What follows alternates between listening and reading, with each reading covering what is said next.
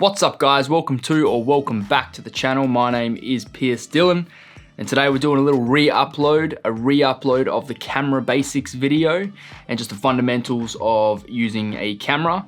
Now the reason that I'm re-uploading this video is because in the previous version of the camera basics video that I've done, I sounded like I had the personality of a peanut.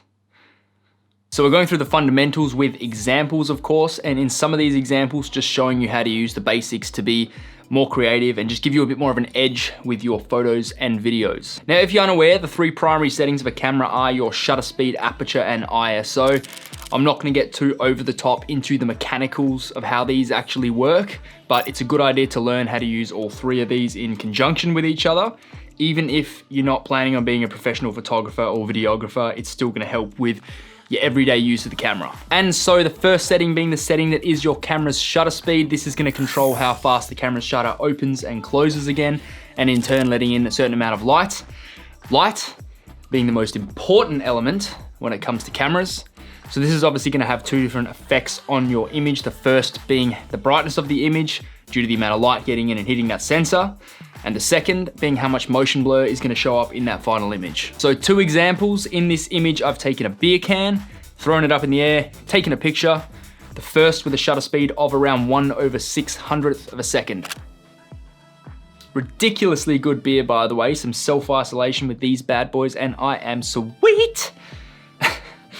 As you can see, it's crisp and sharp and it looks really nice. That's generally what you would go for when you're taking a picture like this. However, here is the same example with a shutter speed set at around 1/60th of a second. Not generally something that you would use unless you're going for some sort of psychedelic business with your images. But like I said, shutter speed is just gonna control the speed at which the camera shutter opens and closes again, capturing that movement nice and fast or allowing more motion blur through to the final image. There is times that a slow shutter speed can use to get some really creative shots. Here's a few examples. Now the in-focus car with the directional blurry background looks so good. And I'm sure you've seen that in TV ads for cars or car marketing material and whatnot, but any sort of movement that you've got in your shot can basically just be made to look really surreal and silky, and it has a really nice effect in the end result. But basically no right or wrong with this scenario. It's just how you're gonna use that setting to get the outcome that you're going for. The second and probably most obsessed over setting is your aperture, and again, is just gonna relate to how much light is gonna get in and hit that camera sensor. The aperture is usually referred to as an f-stop, AKA an aperture of f3.5, which is what I'm filming this on now. Now the lower the number or f-stop, the wider the aperture is gonna be, and in turn let more light into that camera sensor. On top of the amount of light getting into the sensor, the aperture is also gonna control the depth of field, AKA what's in focus in the shot, what's out of focus in the background or the foreground if you had an element in the foreground. Now I'm a visual learner, so again, here is two examples of portraits of my husky sitting on a stool. Anyone that knows this dog knows that that is no easy task. We're talking about a ball of pure energy that I'm trying to make sit still for not one, but two photos while I adjust the settings and light as well. So the first was taken at an aperture of f16, which is a really small aperture and a big depth of field.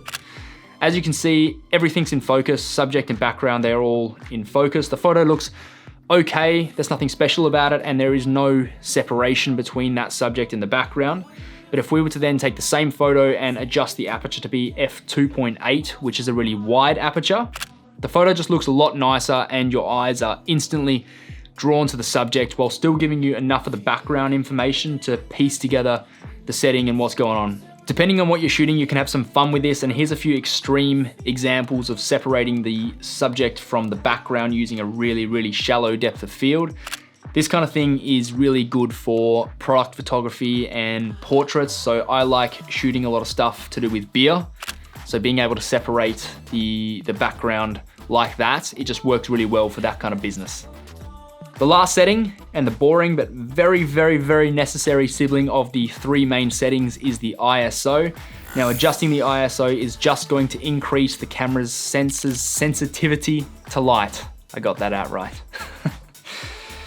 So let's say you've set your shutter speed and your aperture exactly how you want them to be, but the image is just too dark. You can bump up that ISO just to give you a little bit more light and give you the desired result, I guess. However, there is a drawback to this.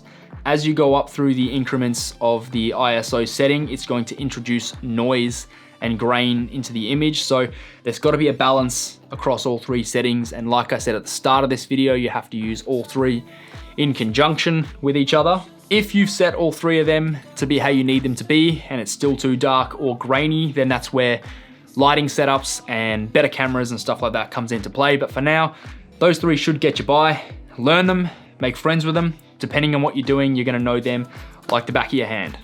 So I had fun rambling today, and I hope that this version of the camera basics video was definitely an improvement on the robotic, boring version that was the last camera basics video that I uploaded. That's it for this video today, guys. I've been feeling a bit uninspired recently, but I've got a few really good ideas that have started to take shape, and you'll see them very soon. But in the meantime, please like and subscribe if you enjoyed this kind of thing, and I will speak to you shortly. Peace.